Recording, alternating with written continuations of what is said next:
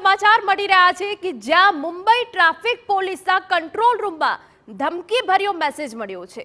મુંબઈમાં bomb blast કરવાની આ ધમકીભર્યો મેસેજ 6 જગ્યાએ બોમ્બ મૂક્યા છે। હવે આ મેસેજ મળતા જ એજન્સીઓ સતર્ક થઈ છે ને એજન્સીઓ સતર્ક રહે તેવો મેસેજમાં ઉલ્લેખ કરાયો છે। કોઈ હેલ્પલાઇન નંબરના વોટ્સએપ નંબરથી આ મેસેજ આવ્યો છે। ટ્રાફિક વિભાગ દ્વારા પોલીસ, ક્રાઇમ બ્રાન્ચ અને એટીએસ જે તમામ સૂચનાઓ આપી દેવામાં આવી છે, પરંતુ શંકાસ્પદ જગ્યાઓ પર તપાસ કરાઈ, પરંતુ હાલ કંઈ પણ એવું શંકાસ્પદ મળી આવ્યું નથી। પરંતુ ટ્રાફિક વિભાગ, પોલીસ, ક્રાઇમ બ્રાન્ચ અને એટીએસ એલર્ટ પર છે।